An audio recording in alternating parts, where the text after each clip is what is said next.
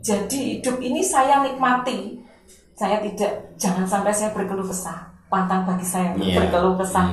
Jadi semua kesulitan pasti ada penyelesaian, ada jalan keluar. Dan alhamdulillah termasuk permasalahan warga yang sudah bertahun-tahun akhirnya bisa saya selesaikan satu persatu selesai. Assalamualaikum warahmatullahi wabarakatuh. Semangat pagi sahabat ISK dimanapun Anda berada. Masih tetap di ISK Podcast bersama Kang Fikri. Banyak hal ada di sini. Pagi ini kita sudah kedatangan tamu yang istimewa, Ibu Herjini ya. Beliau adalah kepala kelurahan di Wergu Kulon ya. Di Wergu Kulon. Mungkin sebagai ASN Ibu, ini kan termasuk kategori pejabat negara yang tidak boleh menolak diberi tugas apapun ya. Barangkali bisa diceritakan sedikit ketika Ibu ini diberi mandat untuk menjadi kepala kelurahan, ini apa yang ada di pikiran dan hati Ibu? Tentunya kan nanti berhubungan dengan banyak orang, banyak masalah dan lain-lain. Apa saat itu yang menjadi perasaan Ibu ketika diberi tugas menjadi kepala kelurahan ini?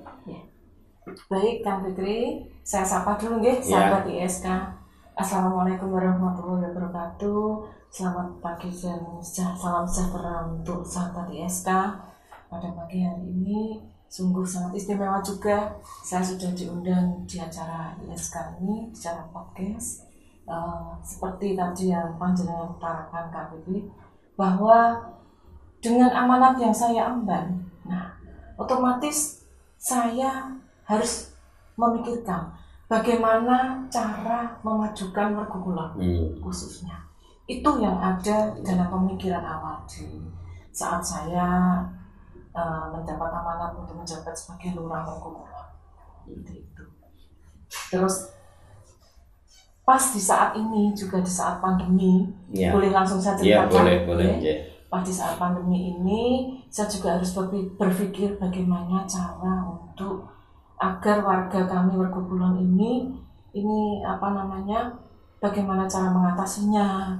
Yang penting di saat pandemi ini yang saya utamakan itu adalah warga kelurahan Wergu Kulon ini harus bersatu, bahu membahu, tolong menolong dan guyup rukun. Nah itu saya terapkan dalam program-program saya. Jadi supaya betul-betul menjadi kelurahan yang berprestasi dan berinovasi kan begitu. Mungkin terkait dengan pencegahan dan penanggulangan wabah corona ini Bu ya. Mungkin yang saya lihat ada beberapa di desa di kelurahan ini posko dengan banner Jogo Tonggo ya. Akan tetapi kita melihat ini ada beberapa yang belum berfungsi maksimal. Artinya sebenarnya Jogo Tonggo itu apa sih? Kan begitu. Artinya dari referensi yang kita baca ini sebenarnya mungkin keinginan Pak Gubernur memunculkan banyak ronda-ronda untuk Jogo Tonggo ini ketika di lingkungan itu ada yang mungkin terpapar atau mungkin PDP atau itu diminta untuk tetap di rumah diawasi dengan Jogo Tonggo itu kan begitu. Suplai makanan dibantu dan lain-lain supaya dia tetap di rumah tidak kemana-mana. Kalau di Wergu sendiri bagaimana Ibu? Begini Kang Fikri, di Wergu Kulon ini setelah ada peraturan Gubernur nomor 1 tahun 2020, kami langsung membentuk Satgas Jogo Tonggo. Dengan saya sosialisasikan langsung kepada RT RW dan tokoh masyarakat terkait, dan alhamdulillah di awal bulan Mei langsung terbentuk Jogo Tonggo itu, dan sekarang sudah berjalan.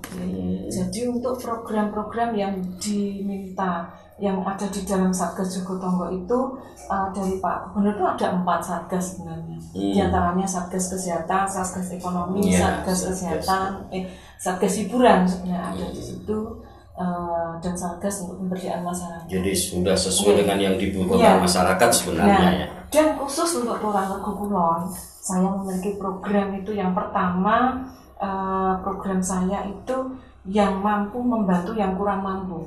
Jadi kalau istilah yang kaya membantu yang miskin kok kesannya bagaimana? Kesannya diskriminasi. Iya, betul. Akhirnya program saya membantu yang mampu untuk yang kurang mampu, untuk warga yang kurang mampu. Ini sudah terimplementasi dengan baik. Berjalan. Bentuknya seperti apa Ibu? Nah, ini jadi Regu Kulon ini saya memiliki lumbung pangan, walaupun saya di kota. Jadi memiliki lumbung pangan dengan pendekatan melalui warga-warga yang mampu.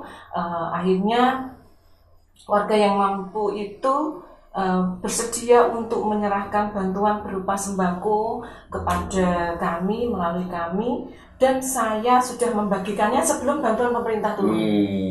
Jadi sebelum bantuan pemerintah turun, saya sudah membagi itu terutama untuk warga yang sepuh, yang sakit, tepat sasaran, yang harus tepat sasaran.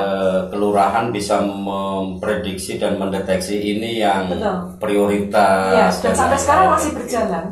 Daripada nanti mungkin kita justru nindak ke bantuan pemerintah, malah kadang ada banyak persoalan. Padahal data mungkin tidak dari Bulurah ya. Artinya dulu ini mesti cedak karo Bulurah dan lain-lain. Nah ini malah. Tapi saya fair kan, saya fair kan Vicky. Jadi untuk bantuan yang sudah nama-nama sudah turun itu saya tempel di papan informasi. Jadi dipublikasikan ya. Betul. Saya harus terbuka dengan warga masyarakat. Harus ini termasuk bagian dari inovasi. Iya, betul. Dari saya tempel di papan informasi, RT RW juga saya libatkan untuk menginformasikan kepada warganya. Nah, mungkin dari warga utamanya yang terdampak, yang sakit terutama yang sepuh tidak bisa bekerja, itu otomatis langsung kami bantu dengan lumbung pangan kelurahan. Sampai sekarang berjalan lumbung pangan ini dan tidak pernah kosong ya lumbungnya. Tidak pernah kosong, alhamdulillah. Jadi karena sampai sekarang masih atensi dari mereka yang memang berkecukupan dengan kesadarannya mungkin akan tidak. Karena saya melakukan pendekatan.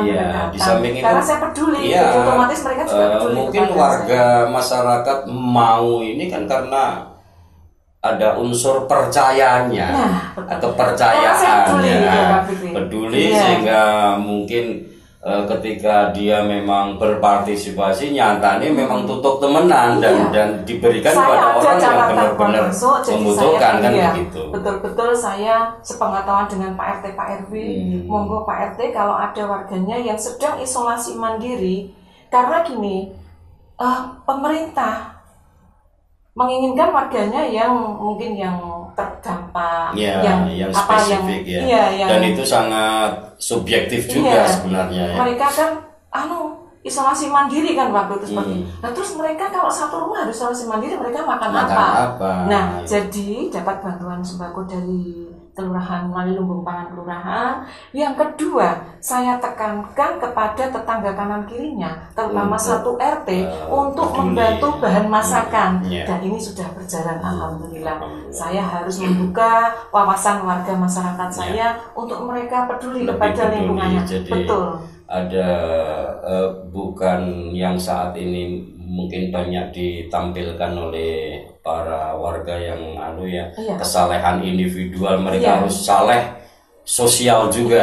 Artinya jangan sampai mungkin bolak-balik ke Mekah sergap tapi tidak ada kepedulian sosial dan begitu. Itu tergantung karakter masing-masing. Mungkin terkait dengan sebagai lurah ya dalam hal penyelenggaraan pemerintah, tentu ada banyak peran ya, termasuk mungkin dalam hal urusan dengan ibu-ibu PKK ini Bu, barangkali mungkin bisa diceritakan peran Bu Lurah sendiri untuk agar PKK di Regu Kulon ini eksis, ini apa yang sudah dilakukan? Ya, terima kasih Kang Fikri. Jadi untuk PKK, karena saya sebagai lurah perempuan otomatis Biasanya kalau lurah laki-laki, istrinya sebagai ketua PKK, ya. Kan kalau saya dari warga masyarakat, dari tokoh masyarakat, ketua PKK-nya yang saat ini dijabat oleh Bu Didit ini seorang guru. Dan kami bekerja sama banyak hal dengan PKK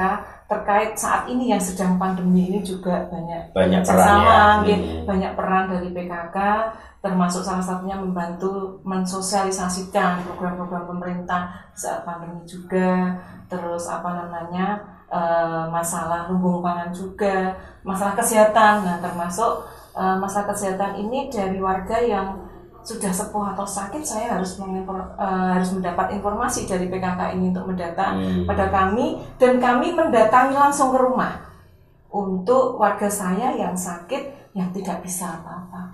Kami harus mendatangi ke rumah dengan memberikan pengobatan gratis dan memberikan sedikit santunan sedikit bahan, maksudnya sembako juga dari lumbung pangan. Itu iya, betul. Itu kita manfaatkan untuk hal-hal yang seperti itu.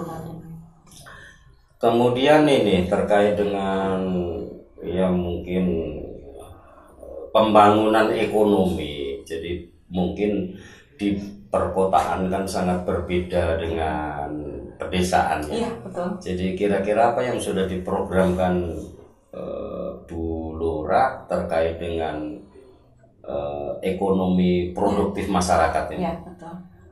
Nah, untuk terkait pembangunan ekonomi saat ini kan memang kita sama-sama menghadapi wabah pandemi COVID-19, dan saya rasa tahun ini saya di perkotaan, otomatis saya tidak mempunyai lahan, itu yang pertama.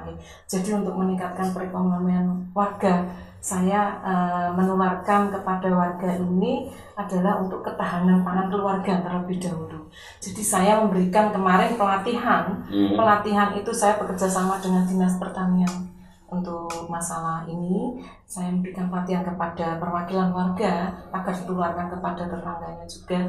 Ini budidaya ikan di dalam ember, karena tidak mempunyai lahan, karena di kota rata-rata lahannya sempit, otomatis budidaya ikan di dalam ember, dan juga menanam sayuran itu juga dengan alat-alat yang ya artinya mungkin dari kaleng cat dan lain-lain, dari bekas minyak tanah, terus ya mungkin terkait ini Bu, kalau di desa ini kan ada dana desa yang nilainya luar biasa. Betul. Karena ini tujuannya juga untuk percepatan pembangunan ya. Jadi kadang-kadang mungkin kalau kita flashback ya, ada mungkin beberapa kepala desa yang mungkin kena masalah dengan penggunaan dana desa dan lain-lain, sehingga ini sebagian akhirnya menjadi ada rasa ketakutan untuk nindak sebenarnya dana sekian sampai tak nggopo dan lain-lain, kan ada rasa takut gitu. Lah kalau pemimpin ini kemudian ada perasaan takut menggunakan, kemudian bagaimana hubungannya dengan percepatan pembangunan di desanya, kan begitu. Bagi Bu Lurah sendiri melihat seperti itu bagaimana? Begini kan, kalau di desa kan memang ada dana desa yang diolah sendiri oleh desa. Kalau di kelurahan kita itu dananya dari APBD, yang otomatis kita melalui prosedur yang ketat. Jadi diawali anggaran ini ada musyawarah rencana pembangunan, musyawarah di tingkat kelurahan yang setiap tahun ada, yang nanti akan kami usulkan naik ke kecamatan naik ke kabupaten. Jadi apa yang disetujui nanti ada tim tersendiri dari kecamatan dan kabupaten. Jadi kita menjalankan sesuai dengan usulan masyarakat. Jadi prosesnya ini tidak seperti di desa, tapi jadi usulannya melalui tetap sama aja musyawarah dari aspirasi warga, kemudian dikumpulkan di musrenbang itu kecamatan, dikawal dan begitu. Nanti ditentukan oleh tim dari kabupaten, ada tim anggaran yang menentukan. Kemudian Ibu ini yang saya dengar ini, Ibu juga punya punya bakat seni yang barangkali mungkin sahabat ISK perlu tahu ya. Iya. Seni di bidang apa ini? Nah, ini supaya nanti menjadi referensi sahabat ISK dimanapun iya. berada lah, bahwa mungkin hidup ini harus dan wajib berkesenian kan. Iya. Begini Kang, ini kan apa namanya, sebelum saya jadi lurah itu memang saya sudah punya jiwa seni dari awal, dari kecil. Jadi antara sekolah dan seni itu dulu saya tetap berjalan. Terus sampai sekarang ini saya memang memegang sebuah band ini yang saya bina, termasuk saya yang utamakan itu adalah attitude yang utama, kualitas nomor 2 ya, tapi otomatis attitude yang harus saya ajarkan di dalam manajemen saya ini. Dan band saya yang saya pegang ini sudah sering ke TVRI juga, sudah ke wedding, sudah sampai Jakarta juga diundang, terus ke luar kota. Dari anggota bandnya terdiri dari orang-orang Kudus.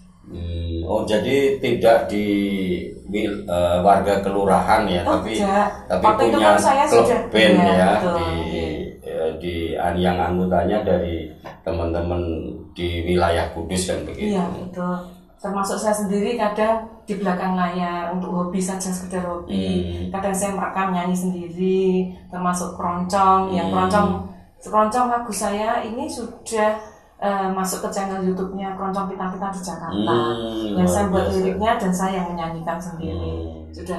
Non sewu, kalau untuk keroncong memang saya sudah dikenal di luar Kudus.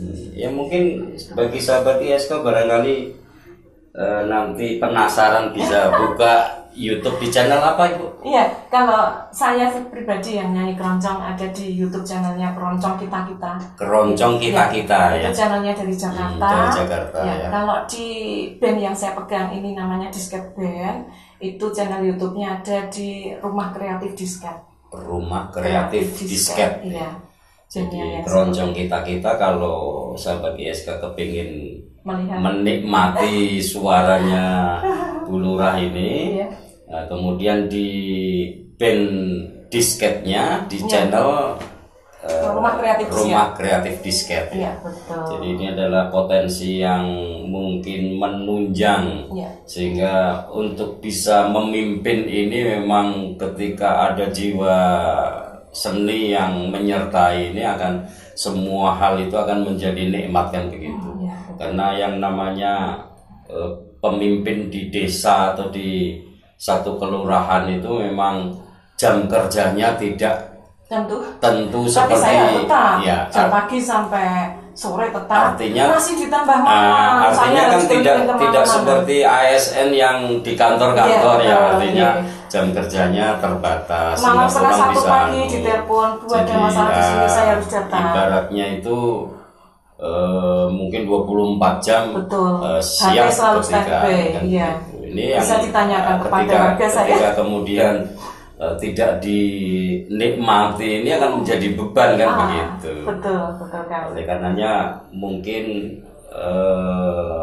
ini menjadi penting bagi sahabat ISK nanti supaya bisa menjadi referensi. Kira-kira kiat-kiat apa yang mungkin bisa menjadikan ibu itu begitu menikmati menjadi ASN yang ditugaskan di desa atau di satu kelurahan ya. Sebelum saya menjawab, boleh saya tambahin sedikit ya Kang ya, bahwa tadi yang program selanjutnya selain lumbung pangan dan bantuan masakan itu, saya juga punya program daring kelas yang sampai sekarang masih berjalan. Itu utamanya saya berpikiran seperti ini. Ibu-ibu kan rata-rata mengeluh kuota, seperti itu. Jadi untuk membantu ibu-ibu ini, akhirnya saya menggunakan daring kelas di aula Kelurahan Mergokulon. Itu silahkan ini dipakai karena ini adalah milik masyarakat. Silahkan dipakai dan ada pendampingan. Saya bekerja sama dengan teman-teman Karang Taruna Mergokulon. Alhamdulillah tetap berjalan sampai sekarang. Banyak antusias dari anak-anak siswa SD, SMP terutama. Saat ini itu yang menjadi beban dari ibu-ibu itu sudah gaptek. Ditanya terus sama anak-anaknya.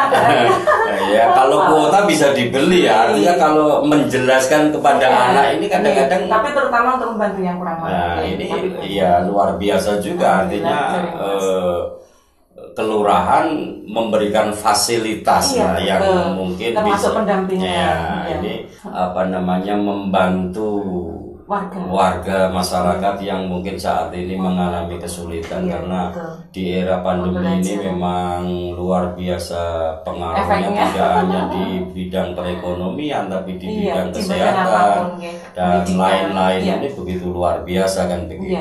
Untuk kiat tadi itu tadi kiat saya ini hidup berjalan apa adanya dan saya selalu berpikiran positif thinking terhadap lingkungan saya, tapi saya tetap berhati-hati seperti itu. Jadi hidup ini saya nikmati, saya jangan sampai saya berkeluh kesah. Pantang bagi saya berkeluh kesah. Jadi semua kesulitan pasti ada penyelesaian, ada jalan keluar. Dan alhamdulillah termasuk permasalahan warga yang sudah bertahun-tahun akhirnya bisa saya selesaikan satu persatu selesai. Nah itu. Dan saya juga saya bekerja ini dengan ikhlas. Nah kalau kita bekerja dengan ikhlas otomatis otomatis ringan. Jadi tidak beban. Betul. Tapi semua pekerjaan juga saya terbuka. Saya harus dengan Pak RT bekerja sama dengan Pak RT, Pak RW, LPMK, tokoh masyarakat, Karang Taruna. Jadi semua lini masyarakat ini saya libatkan. Jadi otomatis pekerjaan saya jadi ringan. Artinya membangun keterlibatan masyarakat dengan betul, dari dalam semua masyarakat juga tidak menjadi beban buruh langsung dengan penggian kan begitu. Jadi karena mereka butuh kan begitu. Jadi memang kita harus bersinergi memang dengan semua lini masyarakat. Kalau kita bersinergi kita otomatis insya Allah tidak akan ada masalah di dalam lingkup kelurahan ini. Mungkin terakhir Ibu terkait dengan bahwa di Kudus ini kan sudah memiliki peraturan Bupati nomor 41 2020 terkait dengan protokol kesehatan. Bagaimana kiat Ibu untuk mensosialisasikan supaya masyarakat itu taat, tidak harus kena denda nyapu alun-alun atau bagaimana atau denda 50.000 kan begitu. Begini kan, jadi sebelum ada Perbup itu turun, saya selalu turun ke bawah. Setiap menemukan warga saya mungkin ada yang lupa tidak memakai masker, itu pasti lupa Bu, tolong ini untuk kebaikan bersama. Jadi selalu saya tekankan ini untuk masker wajib. Terus untuk tempat cuci tangan di depan rumah itu di Pergupulan sudah ada hampir semua rumah hampir semuanya masuk ke kelurahan jadi pasti mesannya ada itu ada kentongan sesuai instruksi dari Gubernur Jawa Tengah. Kembali ke zaman dulu ada kentongan, ada tempat cuci tangan, terus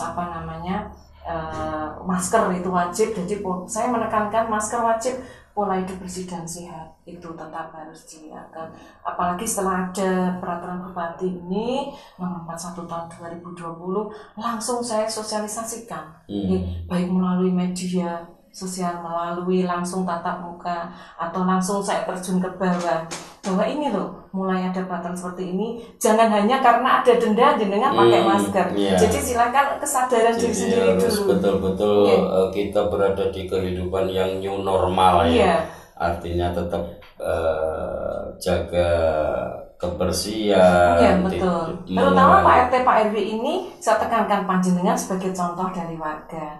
Jadi saya minta tolong jika keluar rumah wajib memakai masker. Dan itu selalu terus menerus saya tekankan sampai sekarang. Sebelum Perbup, ada Perbup, dan sampai sekarang ini agar mereka juga memiliki kesadaran masing-masing. Itu yang utama, itu kesadaran. Oke. Terima kasih Ibu Herjini sudah bersama kita. Jadi ada banyak hal yang mungkin bisa kita petik bersama, bahwa salah satunya adalah bekerja dengan ikhlas itu yang menjadikan Bu Herjini ini menjadi seorang kepala kelurahan itu begitu senang menjalankan, begitu enjoy. Di samping memang beliau memang mungkin ada bakat seni ya, sehingga semua itu dinilai dari hal-hal yang mungkin positif ya. Jadi ada banyak hal yang mungkin bisa kita petik di siang hari ini. Terima kasih sahabat ISK sudah bersama kita, dan sekali lagi mohon usulan kira-kira narasumber untuk berikutnya, barangkali ada yang penting untuk kita hadirkan di sini supaya kita bisa memecahkan masalah dan mendapatkan solusinya, kan begitu. Ini juga masih dalam rangka mungkin menyongsong hari jadi Kudus, kita nanti akan hadirkan banyak tokoh di sini supaya Kudus ini benar-benar sesuai dengan yang dicita-citakan oleh masyarakat, kan begitu. Terima kasih Ibu. Sama-sama, Kang. Tetap semangat. Assalamualaikum warahmatullahi wabarakatuh. Waalaikumsalam.